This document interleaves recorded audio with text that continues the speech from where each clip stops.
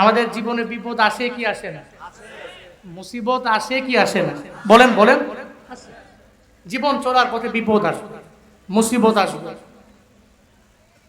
কাটাহিরি ক্ষান্ত কেন কমল তুলিতে, দুঃখ বিনা সুখ হয় কি মোহিতে। কোন সময় আপনি কাটার পথ পথ পারি না দিয়ে আপনার সফলতার দ্বার প্রান্ত পর্যন্ত আপনি পৌঁছতে পারবেন না। নিশ্চয়ই ইন্নামা আল হুসরি ইউসরা, দুঃখের পরেই তো সুখ। সূরাত আদ-দুহায় এই সমস্ত ডিপ্রেশনের রোগী যারা, এদের জন্য মেসেজ, চিন্তা করবেন না, টেনশন করবেন না। যেখানেই বিপদ, ওই বিপদ থেকে কাটিয়ে ওঠার মতো তৌফিক একজন দিতে পারেন, তিনি কে? আল্লাহ। কোনো সন্দেহ আছে?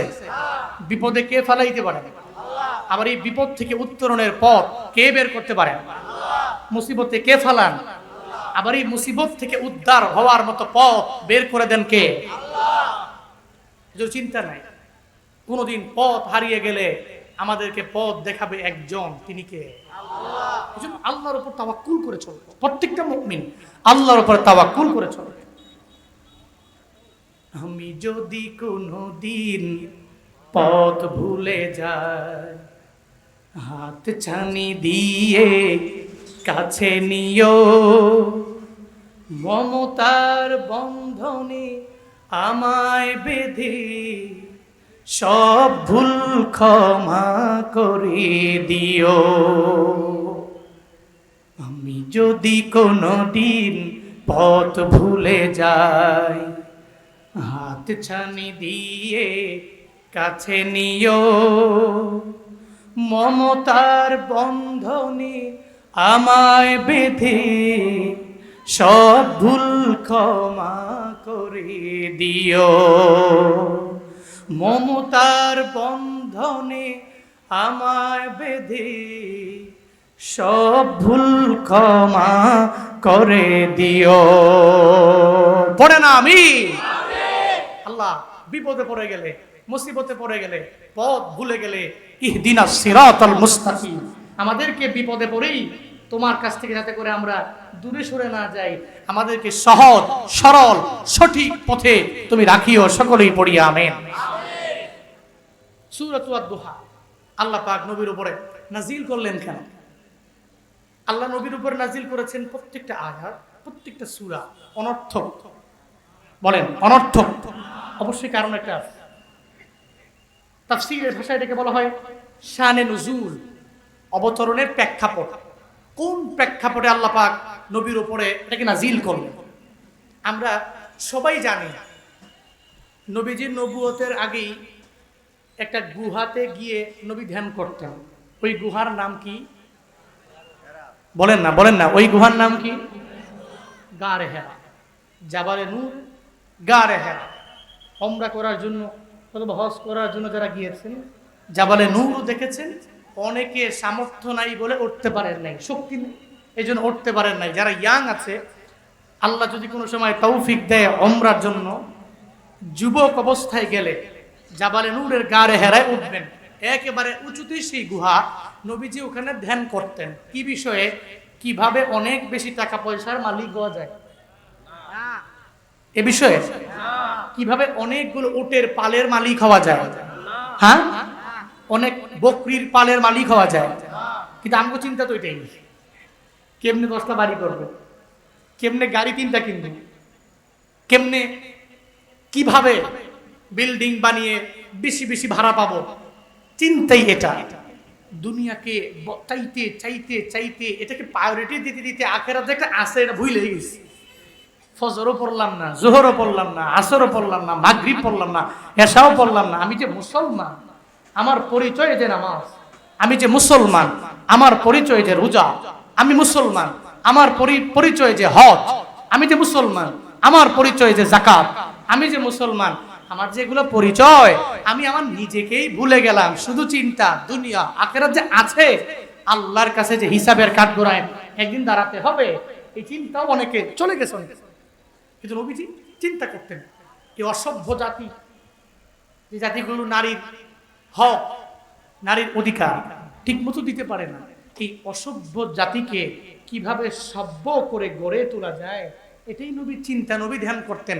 আল্লাহ পাক একদিন জিব্রাইল পাঠালেন, আয় জিব্রাইল, জীবনের প্রথমবার নবীর কাছে যাও, নবীরে যা জোরে বুকে একটা চাপ দাও, নবীরে বলো ইকরা, আপনি পড়ুন। নবী কি বলেছেন? মা আনা বিকারিন, আমি পড়তে পারি না। আবার চাপ দাও, ইকরা, আপনি পড়ুন, পড়তে পারি না। পড়তে পারেন না? সূরাত আলাকের 5টা আয়াত আল্লাহ পাক জিব্রাইলের মাধ্যমে নবীর উপর নাজিল করে নবীকে আখিরি জামানার পয়গম্বর করে 40 বছরের নবুয়তের মুকুটটা আল্লাহ পরাইয়া দিলেন। জিব্রাইল আইসা নবীরে চাপ দিলেন, নবীকে বললেন নবী ইকরা, নবী পড়ুন। নবী বলে আমি পড়তে পারি না। এরপরে সূরা আলাকের 5টা আয়াত রাহমাতুল লিল আলামিনের উপরে যখন আমার মাওলা জিব্রাইলের মাধ্যমে নাজিল করে দিলেন, ইকরা বিসমি রাব্বিকাল্লাযী খালাক, খালাকাল ইনসানা মিন আলাক, ইকরা ওয়া রাব্বুকাল আকরামুল্লাযী আল্লামা বিল কলম, আল্লামাল ইনসানা মা লাম ইয়ালাম। আল্লাহ পাক জিব্রাইলের মাধ্যমে আমার রাহমাতুল লিল আলামিনের নবুয়তের মুকুটটা পড়ায়া দিলেন। নবী হয়ে গেল। নবী আগে থেকেও নবী, কিন্তু এরপরেও 40 বছর বয়সে আমার মাওলা জিব্রাইলের মাধ্যমে নবীর নবুয়ত দিয়া দিলেন।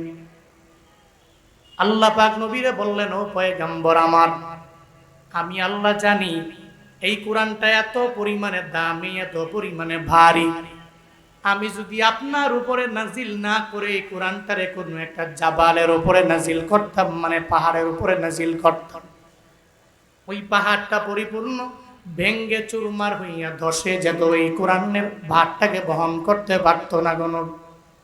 আল্লাহ পাক বলেন, এই দামি কিতাবটা যখন আমার নবীর উপরে আমি আল্লাহ নাজিল করতে লাগলাম, সূরা আলাকের 5টা আয়াত যখন নবীর উপরে নাজিল হয়ে গেল, নবী সঙ্গে সঙ্গে হেরা গুহা থেকে বের হইয়া জাবালে নূর থেকে নেমে আম্মা জান খাদিজার নিকট চলে যায়।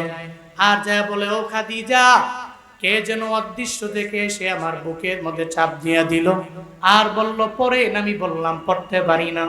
আবার আমাকে বলা হলো পড়েন, আমি বললাম পড়তে পারি না। এরপরে 5টা আয়াত নাজিল করে ওই লোকটা অদৃশ্য থেকে আইসা আবার গোপন হয়ে গেল। ও খাদিজা, ওই লোকটা চাপ দেওয়ার কারণে আমার পুরা বডির মধ্যে গরম হয়ে জ্বর চলে আসছে। জাম্মিলুনি জাম্মিলুনি, তুমি আমারে চাদর দ্বারা আবৃত করে দাও, আমারে চাদর দিয়া পরিপূর্ণ আমার দেহটাকে ঢাকিয়া দাও। আম্মা জান খাদিজা রাহমাতুল লিল আলামিনের চাদর দ্বারা পরিপূর্ণ ঢেকে দিলেন। খাদিজার মনে চিন্তা, আমার নবীর কি এমন হয়ে গেল, আমার স্বামীর কি এমন হয়ে গেল, সে যে চলে গেল, ওখানে সব সময় থাকে কিন্তু কোনো দিনও তো এমনটা হয় না, কেন যেন এমন হয়ে গেল, কি কারণে এমন হলো।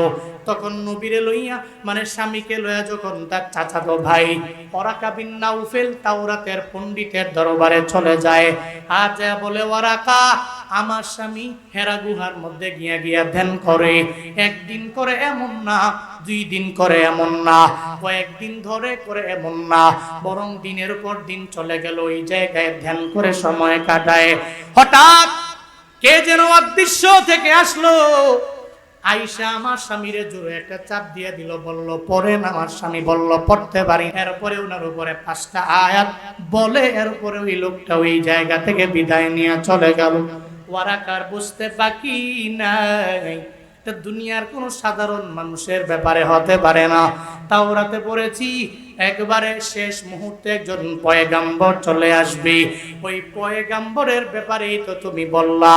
এর মানে খাদিজা, আমার বয়সের বারে আমি দুর্বল হয়ে গেলাম, এখন চোখের দৃষ্টি শক্তিও আমি পরিপূর্ণ হারাই নাই, অল্প অল্প দেখি, কিন্তু জুয়ানকালে যেমন দেখতাম এখন ওই পরিমাণ দেখতে পারি না। ও খাদিজা, তুমি আমারে বসা থেকে দাঁড় করে দাও, ওই মুহাম্মদের শেষ নবীর একটু দোয়া নেওয়ার মতো সুযোগ আমারে করে দাও, রাহমাতুল লিল আলামিনকে দেখার মতো একটু সুযোগ আমারে করে দাও। আমার ভ্রুগুলো এত পরিমাণে বড় হয়ে গেছে, যার কারণে আমি আমার চোখ দিয়ে সুন্দর করে দেখতে পারি না। এরপরে আম্মাজান খাদিজা, আর বুঝতে বাকি রইল না আমার স্বামী নবুয়তের মুকুটটা আমার স্বামী পায়া গেল। আল্লাহ পাক ওনাকে আখিরি নবী বানায়া দিল, রহমাতুল লিল আলামিন। এখন জ্বর আসার কারণে নবী যখন চাদর দিয়ে নিজের ঢাইকা ঢাইকা আমার নবী চলে, আল্লাহ পাক বলে, ও জিবরাইল আমার নবীর দরবারে যাও। নবীরে গিয়া বলো, ইয়া আইয়ুহাল মুজাম্মিল কুমিল লাইলা ইল্লা কলিলা। এরপরে আল্লাহ আবার নবী যখন বস্ত্র দিয়া নবী নিজেকে ধইরা ধইরা চলে, শরীরের মধ্যে বারবার বারবার জ্বর চলে আসে।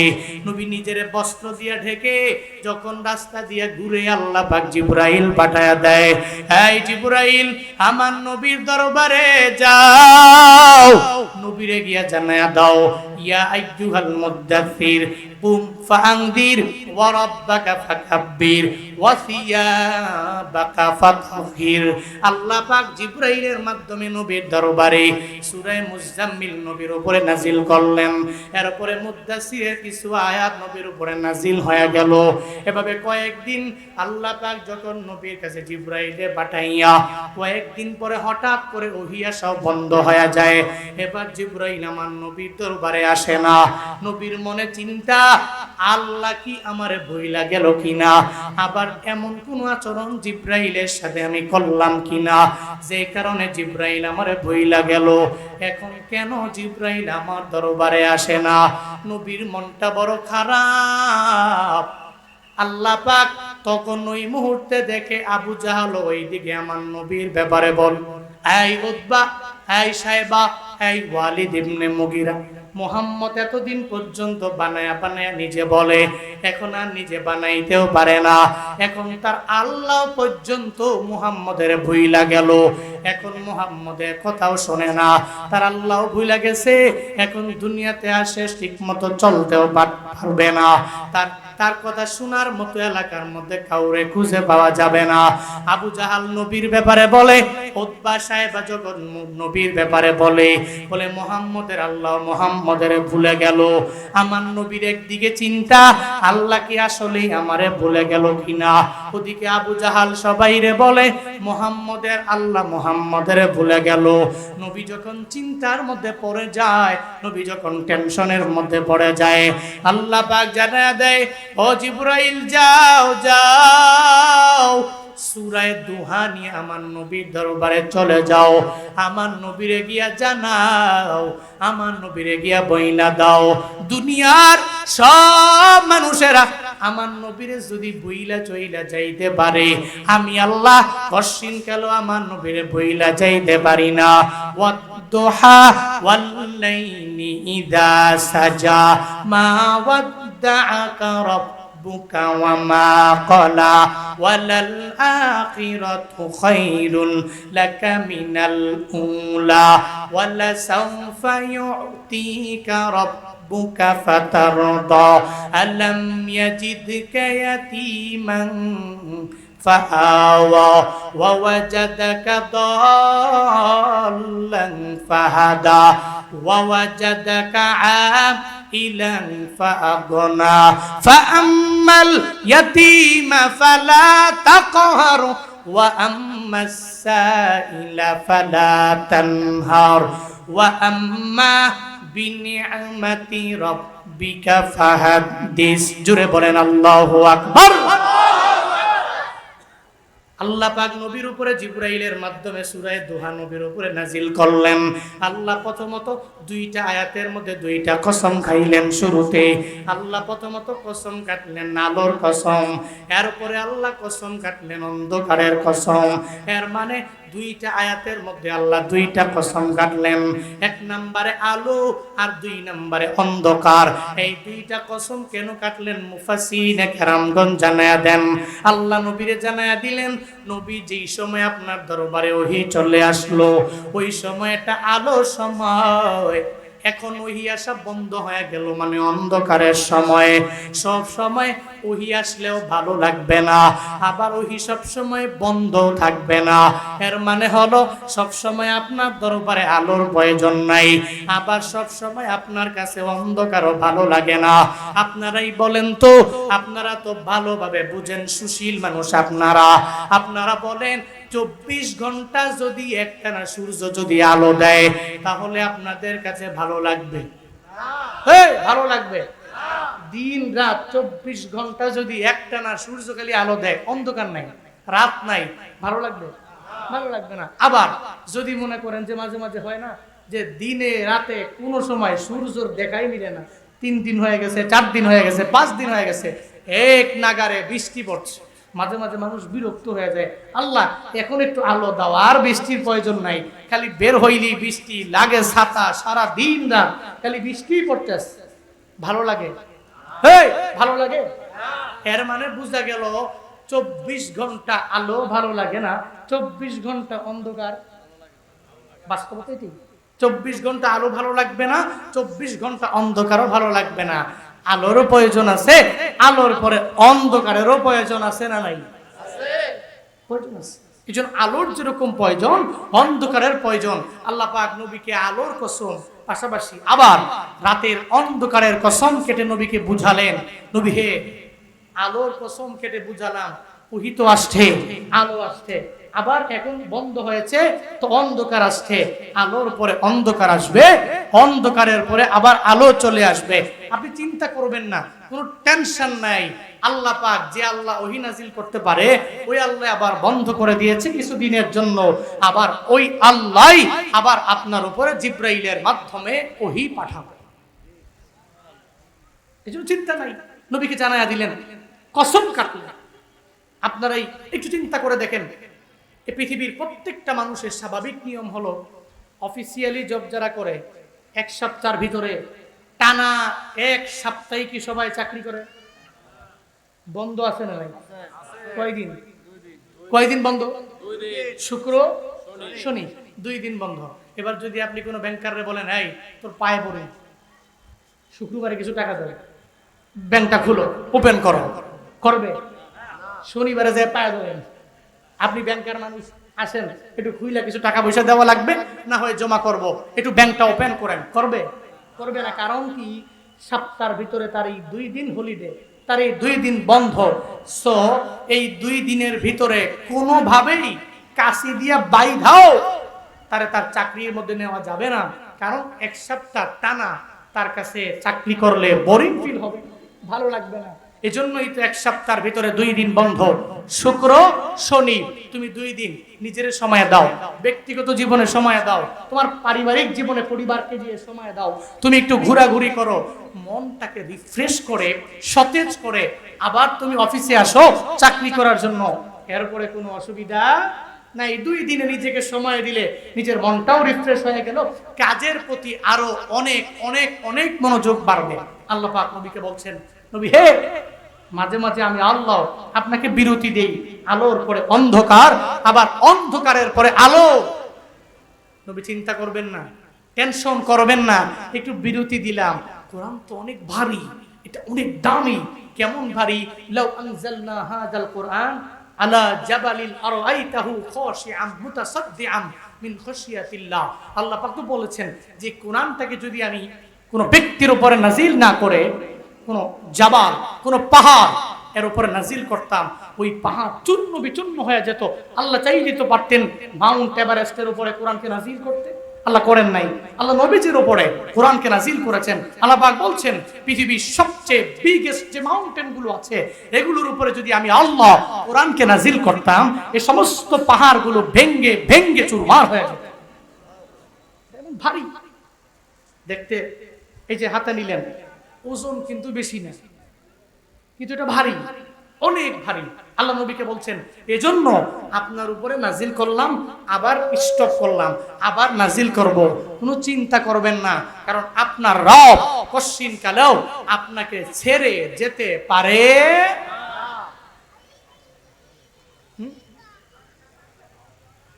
আল্লাহ নবীরে জানাইয়া দিলেন, পয়গম্বর দুনিয়ার সব মানুষ আপনারে ভুইলা যাইতে পারে, আমি আল্লাহ কশিন কালো আপনারে ভুইলা যাইতে পারি না গো নবী আমার। আল্লাহ পাক বলেন আলোর কসম, অন্ধকারের কসম খাইতে আমি আল্লাহ আপনারে জানাইয়া দিলাম, মা ওয়াদ্দাআকা রাব্বুকা ওয়া মা ক্বালা। আল্লাহ পাক দুইটা কসম খেয়ে জানিয়ে দিলেন, আপনার রব আপনারে ছেড়ে যেতে পারে না। আপনার রব কশিন কেন আপনাকে ভুলে যেতে পারে না গো নবী আমার। আপনার রব তো কোন সময় আপনারে ছেড়ে গেল, তায়েফের ময়দানে গেলেন, ওই সময় তো আপনার রব আপনাকে ভুলবে না। আপনাকে আমার মাওলা কাউসার দিয়ে দিল। এমনকি নবীজির লাইফে যে মেরাজ, কোন নবীরে তো আমার মাওলা মেরাজে গমন করার নাই, আমার আল্লাহর সাথে মোলাকাত করার নাই। মুসা নবী চেষ্টা করলো, এর উপরে আল্লাহর সাথে মোলাকাত করতে পারেন নাই, কিন্তু রহমাতুল লিল আলামিনকে আমার মাওলা নিয়ে গেলেন, আল্লাহর দরবারে সাক্ষাৎ হয়ে গেল। এমন কি এমন কাছাকাছি আমার মাওলার সাথে মোলাকাত হয়ে গেল।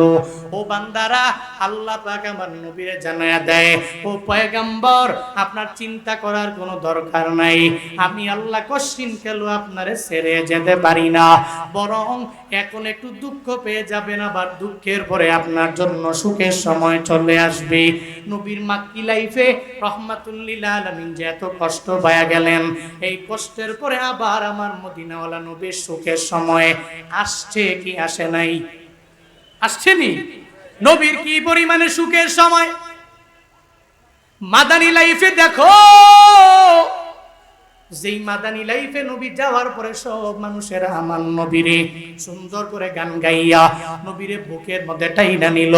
এমনকি ওই লাইফের মধ্যে নবীর মক্কা বিজয় হয়ে গেল, সব মানুষ দলে দলে দলে দলে নবীর হাতে কালেমা পড়ে মুসলমান হয়ে গেল। আল্লাহ কয়, ও পয়গম্বর আমি আল্লাহ আপনারে ভুলতে পারি না, দুনিয়ার সব মানুষেরা আপনারে ভুইলা যাইতে পারে, আমি আল্লাহ কশিন কেন আপনাকে ভুইলা যাইতে পারি না। নবী গো, আপনি যখনই যেই দোয়া করেন আমি মাওলা কবুল কইরা নেই। নবী একদিন তাহাজ্জুদের মুসল্লায় বসে আমার আল্লাহর দরবারে আবদার জানাইলো, ও আল্লাহ, এই মক্কার মধ্যে দুইজন গাদ্দার আছে, একজনের নাম ওমর আর একজনের নাম হলো আবু জাহাল। এই দুইজন অনেক বড় বড় গাদ্দার, একজনের তুমি ইসলামের জন্য কবুল কইরা নিও। আমার মদিনাওয়ালা নবী মুসল্লায় বসে তাহাজ্জুদের টাইমে কান্না করি আল্লাহর দরবারে আবদার জানায়, আল্লাহ আল্লাহ গো, এই দুইজনের একজনরে তুমি কালেমা পড়ে পড়ে মুসলমান হওয়ার মতো তৌফিক দিও। আল্লাহ কয়, নবী আমার, আপনার দোয়া আমি কবুল করে নিলাম। ও পয়গম্বর, দোয়া কবুল হয়ে গেছে, কোনো চিন্তা করবেন না, টেনশন করবেন না।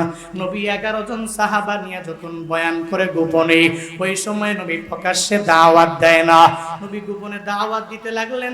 11 জন সাহাবা আমার নবীর সামনে, সাহাবারা জানতে পারলো ওমরে ফারুক তরবারি নিয়ে ওই ঘরের বরাবর চলে আসছে। সাহাবায়ে কেরাম নবীরে বলতে লাগলো, ও পয়গম্বর, এই ঘর থেকে বের হয়ে অন্য ঘরের মধ্যে নিজেরে গুছায়া নেন, কারণ ওমর আসছে আপনার গর্দানটাকে নেওয়ার জন্য তরবারি নিয়ে হাজির হয়ে গেছে। নবী আমার ডেকে বলে, ও সাহাবীরা, না না না না, ওমরে ফারুকে আজম কশিন কেন আমার গর্দান নেওয়ার জন্য আসে না রে। আমি আমার আল্লাহর দরবারে তাহাজ্জুদের টাইমে আমি রবের দরবারে দোয়া করেছি, ও দয়ার মালিক, এই মক্কার দুইজনের একজনরে তুমি হেদায়েত দিও। আমি আল্লাহর কাছে বলেছি, মনে হয় আমার মাওলা এই দোয়াটা কবুল কইরা নিছে। ও সাহাবায়ে কেরাম, দরওয়াজাটা ওপেন করে দিও, আমার উমর রে আমার সামনে আসতে দাও। ওমরে ফারুক আজমের জন্য দরওয়াজাটা ওপেন করে দেওয়া হলো। ওমরে ফারুক যায়, রহমাতুল লিল আলামিন বসা, আমার নবীরে দেখে বলে, পয়গম্বর, আবু জাহাল আমারে বলল, উতবা সাহেব মুগিরা আমারে বলল যে ওই মুহাম্মদের গর্দান নিয়ে আসতে পারবে, তার যাচাই দুনিয়া দেওয়া হবে, দুনিয়ার বড় প্রতিদান দেওয়া হবে। আমি দুনিয়ার প্রতিদান পাওয়ার জন্য আপনার দেহ থেকে গর্দানটা আলাদা করার লক্ষ্যে যখন তরবারি নিয়ে দৌড়াইলাম, আমার বোন যখন কুরআন তিলাওয়াত করে, তার তিলাওয়াত শুনে আমি আর নিজেকে ধরে রাখতে পারলাম না। এই তেলাওয়াতের মায়ায় আমি এত পরিমাণে পড়ে গেলাম গো নবী। ও পয়গম্বর, আপনার দরবারে আসলাম আমি কালেমা পড়ার জন্য, আমারে পড়ায়া দেন লা ইলাহা ইল্লাল্লাহু মুহাম্মাদুর রাসূলুল্লাহ। ওমরে ফারুক যখন নবীর হাতে কালেমা পড়ে মুসলমান হয়ে যায়, এখন নবীরে জিজ্ঞেস করে, পয়গম্বর আমার, আপনার ধর্ম কি সত্য না? বলে হ্যাঁ আমার ধর্ম তো অবশ্যই সত্য রে ওমর। আপনি যে কোরআন পড়েন এটা কি কশিন কালেও মিথ্যা হতে পারে? বলে না, মিথ্যাও হতে পারে না। এবার ওমরে ফারুক বলে, ও পয়গম্বর, তাহলে গোপনে দাওয়াত চলবে না, এখন থেকে প্রকাশ্যে নবী দাওয়াত চলবে, কশিন কালেও আর গোপনে চলতে পারে না। এখন থেকে আপনার দলের একজন সঙ্গী আমি হয়ে গেলাম। ওমরে ফারুক দৌড়াইয়া যখন ওই ঘর থেকে বের হয়ে 11 জন সাহাবা নিয়া এদেরকে দুইটা মিছিলের লাইনে দাঁড় করায়া দেয়। দুইটা মিছিল লাইন বানাইয়া ওই সামনে ওমরে ফারুক দাঁড়ায়া তরবারি হাতের মধ্যে নেয় আর ডেকে বলে, এই মক্কার কুরাইশের লোকেরা, এই কাফেরেরা, এই আমার নবীর দুশমনেরা, আজকে কে আছো এমন আমি সবার সামনে আমার রবকে বড় বলবো, তাকবীরের স্লোগান দিয়ে দিব? কে আছো এমন নিজের মা বাবারে সন্তান হারা করবা? কে আছো এমন নিজের সন্তানগুলোরে এতিম বানাইবা? কে আছো এমন তোমার স্ত্রীরে বিধবা বানাইবা? আমি ওমরের সামনে আয়, আমি ওমরের তরবারির আঘাতে একটাকেও দুনিয়া থেকে আমি রাখবো না, বিদায় করে দিব। ওমরে ফারুক স্লোগান দেয়, লিল্লাহে তাকবীর, আল্লাহু আকবার। ওমরে ফারুক তাকবীর দেয়, আমার মাওলার নামে যখন স্লোগান দেয়, সঙ্গে সঙ্গে নবী যখন হেসে দেয়, নবীর পুরা চেহারা মোবারক হাসিতে যখন ভরপুর হয়ে যায়, আল্লাহ কয়, নবী তাহাজ্জুদের টাইমের দোয়া আমি মাওলা কবুল করে নিলাম। মা ওয়াদ্দাআকা রাব্বুকা ওয়া মা ক্বালা। দুনিয়ার সব মানুষেরা আপনারে ভুইলা গেল, আমার আল্লাহ কশিন কালেও আপনারে ভুলে যেতে পারে না। সব আপনারে ভুইলা গেলেও আল্লাহ তো ভুলে না। এই যে আপনার দোয়া কবুল করে নিছে, ওমরে ফারুক আজম আপনার হাতে কালেমা পড়ে মুসলমান হয়ে গেছে। শুধু তাই না, নবীকে আল্লাহ পাক কি দিয়েছেন? সূরাতুল কাউসার। বাড়িতে গিয়ে খুলবেন, সূরাতুল কাউসারের তাফসীর পড়বেন। আল্লাহ পাক যে নবীকে বলেছেন, ইন্না আতাইনাকাল কাউসার, আমি আপনাকে কাউসার দান করেছি। কাউসার দ্যাট মিন্স, কাউসার কি কি শুধুমাত্র হাউজে কাউসার নো। নবীজির শুরুর জীবন থেকে মৃত্যু পর্যন্ত যত কল্যাণ, এই সমস্ত কল্যাণ কাউসারের মধ্যেই নিহিত আছে। সুবহানাল্লাহ, সুবহানাল্লাহ। বাড়ি যেয়ে কইেন আরো জোরে সুবহানাল্লাহ, আরো জোরে আলহামদুলিল্লাহ, আরো জোরে চিল্লে একবার করে পড়েন আল্লাহু আকবার। কষ্ট লাগতেছে আপনাদের? খারাপ লাগতেছে? আল্লাহ নবীকে বলছেন, নবী অন্য কোন নবীকে যা দেই নেই আপনাকে তা দিয়েছি। দুনিয়ার সমস্ত ব্যক্তিগুলো আপনাকে ভুলে গেলেও আপনার রব কশিন কালো আপনাকে ছেড়ে যেতে পারে না। মৃত্যুর ব্যাপারে দেখেন, মৃত্যুর ব্যাপারে এমন কোন ব্যক্তি পৃথিবীতে আছে যে ব্যক্তির কাছে মালাকুল মউত এসে বলছে, এই পারমিশন দে, পারমিশন দে, অনুমতি দিলে রুহটাকে কবজ করব, অনুমতি না পেলে চলে যাব। পৃথিবীর এমন কোন ব্যক্তির কাছে মালাকুল মউত আসছে? কার কাছে আসছে? সুবহানাল্লাহ পড়ে না, সুবহানাল্লাহ, নবীর কাছে আসছে। আল্লাহ পাক মালাকুল মউতরে পাঠায়া দিলেন, এই মালাকুল মউত নবীর দরবারে যাও, নবীর কাছ থেকে পারমিশন নিয়ে নাও। নবী পারমিশন দিলে নবীর রূহটাকে কবজ করে নিয়ে যাবা, পারমিশন না দিলে কবজ করবা না, চলে আসবা। মালাকুল মউত রাহমাতুল লিল আলামিনের দরবারে যখন চলে গেল, নবীর দরবারে আয়েশা নবীরে বলে, আসসালাতু ওয়াসসালামু আলাইকা ইয়া রাসূলুল্লাহ, নবী গো, আল্লাহ আমারে পাঠাইছে আপনার রূহটাকে কবজ করার জন্য, যদি পারমিশন দেন আপনার রূহটাকে কবজ করে নিয়ে যাব, আর যদি পারমিশন না দেন আমি আপনার রূহটাকে কবজ করার মতো ক্ষমতা নেই। পয়গম্বর, আপনি পারমিশন দিলেই সম্ভব হয়ে যাবে, অনুমতি না পেলে চলে যাব। নবী আমার ডেকে বলে, হাই আজরাইল, তুমি আমার দরবারে আমার রূহটাকে কবজ করার জন্য আসলা, আগে আমায় বলো আইনা আখি জিবরাইল, আমার ভাই জিবরাইল কোথায়? আমার ভাই জিবরাইলের সন্ধান তুমি আগে আমারে দাও, এরপরে আমার রূহটাকে তুমি কবজ করে নিয়ে যেতে পারবা, এরপরে আমার রূহটাকে কবজ করার জন্য পারমিশন পাইবা। আজরাইল ডেকে বলে, নবী হে, জিবরাইল ফিস সামাইল উলা, প্রথম আসমানের মধ্যে জিবরাইল আছে, তাহলে আগে জিবরাইলের কাছে যাও, ওই জিবরাইলকে আমি নবীর সামনে নিয়ে আসো। আমি নবীর সামনে আনার পরে তার সাথে আমার কিছু কথা বলার বাকি আছে, এরপরে যদি পারমিশন দেই আমার রূহটাকে তুমি কবজ কইরা নিয়ে যাও, এরপরে পারমিশন না দিলে চলে যাবা। আজরাইল দৌড়াইয়া যখন প্রথম আসমানে জিবরাইলের নিকটে যায়, আর যায় বলে, ভাই জিবরাইল, তোমারে মদিনাওয়ালা নবী ডাকে রে, ওই নবীর দরবারে তোমার যাওয়া লাগবে। জিবরাইল দৌড়াইয়া আমার নবীর সামনে হাজির হয়ে যায়। আয়েশা দেখে রাহমাতুল লিল আলামিন চোখের পানি ফালায়া ফালায়া নবী কান্না করে। জিবরাইল নবীরে দেখা জিবরাইলও চোখের পানি ফালায়া কান্না করে, নবীও কান্না করে, জিবরাইলও কান্না করে। নবী কান্না করে কেন? জিবরাইল প্রশ্ন করে, নবী আমার, আপনি কান্না করেন কেন?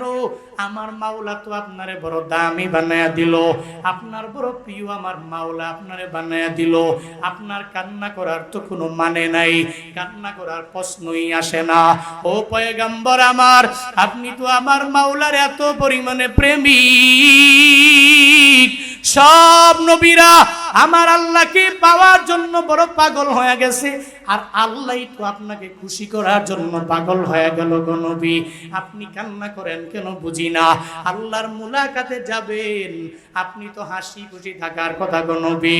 নবী আমার ডেকে বলে, ও ভাই আমার জিবরাইল,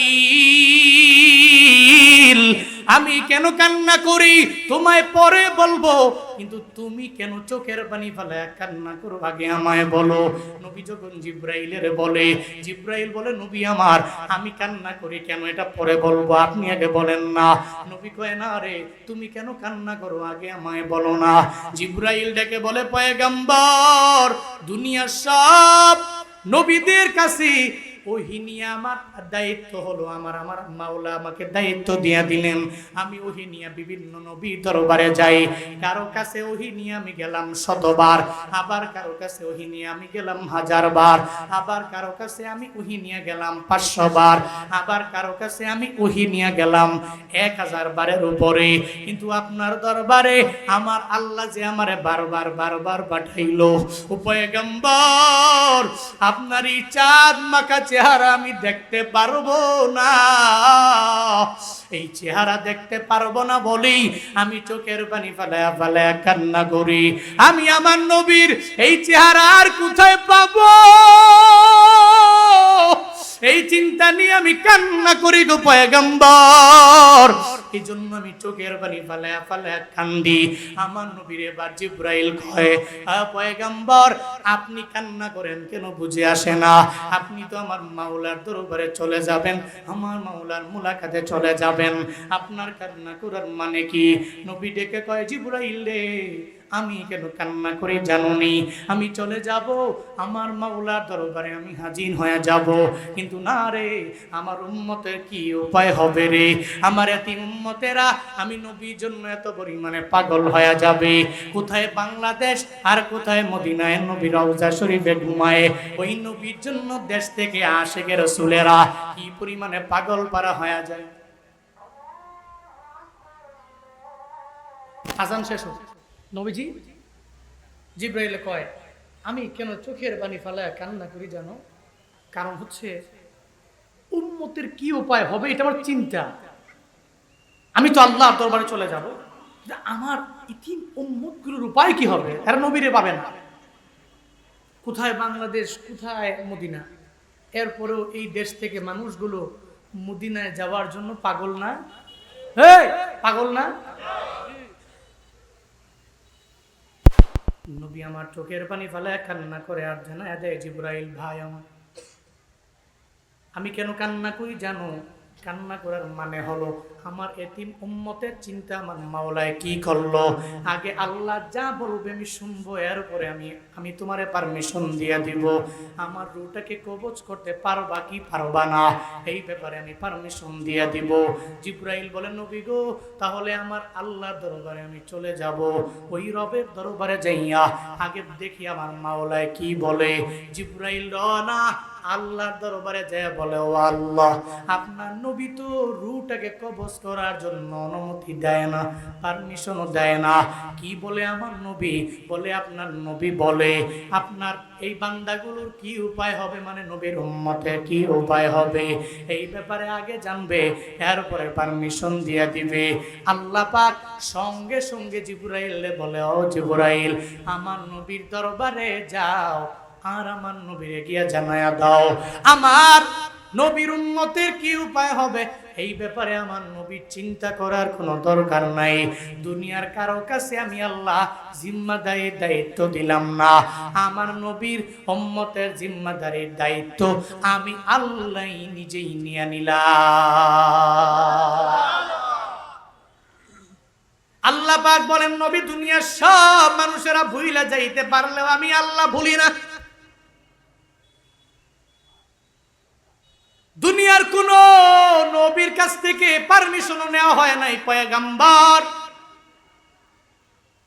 বরং আপনার দরবারে আমি আল্লাহ আজরাইলে পাঠাইলাম পারমিশন নেওয়ার জন্য, অনুমতি দিলেন। এরপরে নবীকে রূহ কবজ করার জন্য মালাকুল মউত নবীর দরবারে আসলেন। আল্লাহ পাক বলে, ও পয়গম্বর, সব মানুষ ছেড়ে যেতে পারলেও আপনার রব আপনারে ভুলে যেতে পারে না।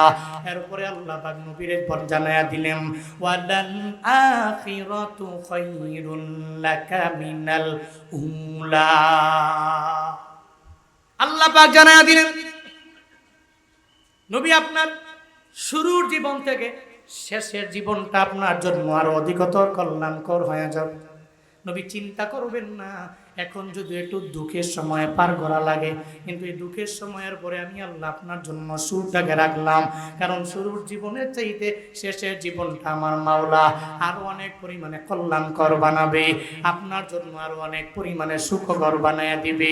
স্বাভাবিক দুনিয়ার নিয়ম হলো, একজনে কোম্পানির ভিতরে মাত্র ঢুকলো, মাত্র ঢুকার পরে তো কোম্পানির এমডির সাথে সম্পর্ক ভালো না, মানে তার স্নেহ করে না, ডাকও দেয় না, মায়াও করে না, মমতাও দেখায় না। 4 বছর হয়ে গেল, 5 বছর 6 বছর যখন হয়ে গেল, এখন কোম্পানির এমডির সাথে একটা সুসম্পর্কই বান্দার হয়ে যায়, যদিও লেবার, এরপরেও ডাইকে আইনা সুন্দর করে অফিসের মধ্যে খাওয়ায়, এরপরেও স্নেহ করে, মায়া করে, মমতা করে। এর মানে বোঝা গেল, লাইগা থাকলে দুঃখের পরে অবশ্যই সফলতার দ্বার প্রান্তে যাওয়া যাবে। একটু কাটা পার হইয়া এরপরে সফলতার দুয়ারের মধ্যে পৌঁছা যাবে। এর মানে বুঝাতে চাইলেন, আমার মাওলা আমার নবীরে জানায়া দিলেন, নবী মাক্কি লাইফে যদিও মানুষগুলো আপনার কথা শুনে না, এমন একটা সময় আসবে এই মানুষগুলো সব আপনার হাতে কালেমা পড়ে মুসলমান হয়ে যাবে। শুধু তাই না রে বাবা, আল্লাহ পাক পরের আয়াতে আমার নবীরে জানায়া দিলেন, ওয়ালা সাউফা ইউতিকা রাব্বুকা ফাতারদা। আল্লাহ পাক আপনারে এমন কিছু দিয়া দিবে যেগুলো পেয়ে আপনি রাজি হয়ে যাবেন, সন্তুষ্ট হয়ে যাবেন। আল্লাহ আপনার এমন কিছু দিয়ে দিবে যেগুলো পাইয়ে আপনি এত পরিমাণে রাজি হবেন, আপনার পুরো চেহারার মধ্যে হাসি ফুটে আসবে। আমার পয়গম্বর তায়েফে গেলেন কালেমার দাওয়াত দেওয়ার জন্য, এমন কোনো মানুষ নাই জানে না। ওই তায়েফে যাওয়ার পরে নবী যখন এদেরকে বললেন, এই তায়েফের মানুষেরা, তোমরা কালেমা পড়ে একটু মুসলমান হয়ে যাও, যদি পড়তে পারো লা ইলাহা ইল্লাল্লাহ, আল্লাহ ছাড়া দুনিয়াতে কোনো ইলাহ নাই, দুনিয়াতে কোনো মাবুদ নাই, দুনিয়াতে ইবাদত পাওয়ার যোগ্য কেউ নাই। নবী দাওয়াত দেয়, কিন্তু এরা নবীর কথা শোনার পরে নবীর দাওয়াত মেনে নেয় না। আর মানে না তো দূরের ব্যাপার, আবার নবীকে মারার জন্য বিভিন্ন সময় ফোন দিয়ে আটে। যেই লোকটা আমাদের মূর্তি পূজার বিরুদ্ধে কথা বলে, সে শুধু একত্ববাদের স্লোগান তার জবান দিয়া বারবার দেয়। এমন কি ওই তায়েফের ছোট ছোট বাচ্চারা আমার নবীকে মারার জন্য বারবার ফোন দিয়াটি, আমার নবীকে মারার জন্য পাথরগুলো নিক্ষেপ করে নবীকে রক্তাক্ত পর্যন্ত করে দেয়। ফজরের নামাজ যখন হয়ে যায়, নবী আমার ফজরের নামাজে তিলাওয়াত করে। নামাজ শেষ করার পরে রাহমাতুল লিল আলামিন ওই জায়গার মধ্যে বসা, নবী বসে বসে বসে বসে কুরআন তিলাওয়াত করে। আমার রাহমাতুল লিল আলামিন তিলাওয়াত করা অবস্থায় মনটা হঠাৎ করে খারাপ হয়ে গেল। নবীর মনটা কেন খারাপ হইল আমার মাওলার তো বুঝার বাকি নাই। নবীর মনটা এজন্য খারাপ, এত দূর থেকে এত দূরে আসলাম এদেরকে দাওয়াত দেওয়ার জন্য, একজনও কালেমা পড়ে মুসলমান হলো না। আমি দাওয়াত দিলাম কিন্তু কালেমা পড়ে এদের মুসলমান বানাইতে পারলাম না।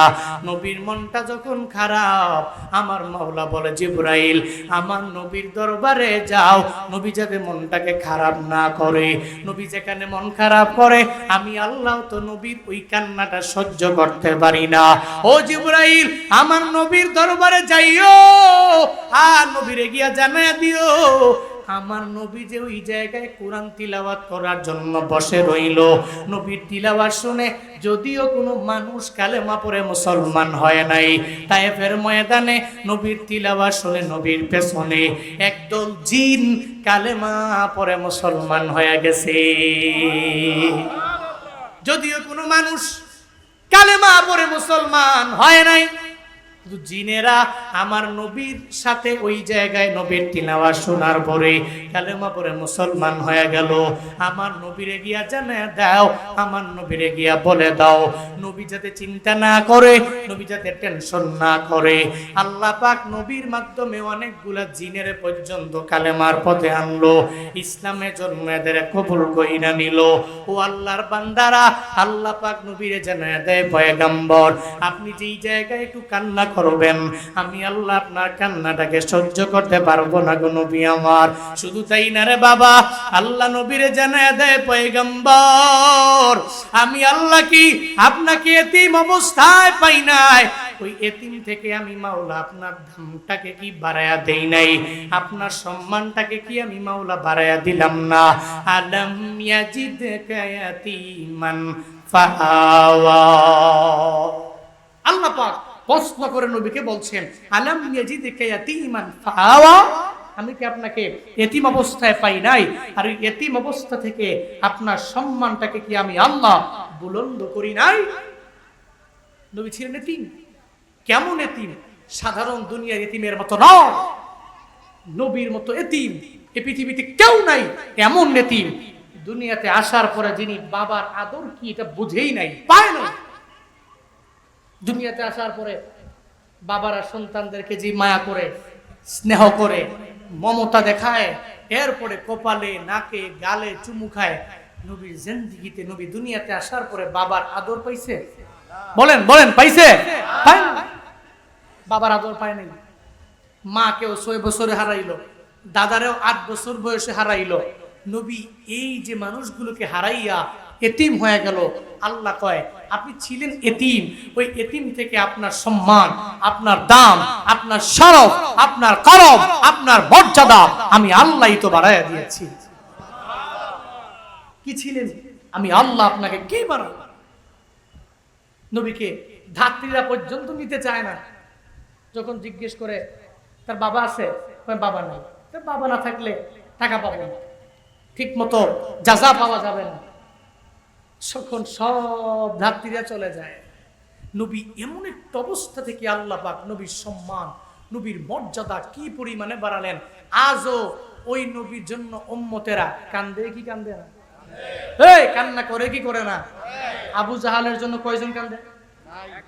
উতবার জন্য আছে, সাহেবার জন্য কান্দে কেউ আছে?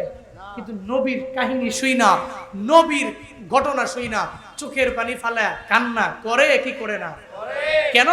আল্লাহ কয় নবী আপনি কি ছিলেন, আমি আপনার সম্মান কিয়ামত পর্যন্ত বাড়ায়া দিলাম। এমন কি আমি আল্লাহ হলাম আলামিনের রব, আর আপনাকে এই পুরো আলামিনের রহমত করে, করুণা করে, দয়া করে আপনাকে দুনিয়াতে পাঠাইলাম। পুরো জগতের রবকে, আর এই পুরো জগতের জন্য রহমত। সুবহানাল্লাহ পড়বেন। আরো জোরে পড়বেন না? ওই নবীর রওজায় যেতে চান কারা কারা? ওই নবীর রওজায় গিয়ে সশরীরে সালাম দিবেন কারা কারা? দুটা হাত তুলে আল্লাহকে দেখান, আল্লাহ জীবনে একবার হলেও এই মানুষগুলোকে তুমি মক্কা মদিনার মেহমান বানায়ো, নবীর রওজার সামনে গিয়ে সশরীরে সালাম দেওয়ার মতো তৌফিক দিও। সকলেই পড়িয়া আমিন। আর একটু চিল্লে পড়ে না আমিন।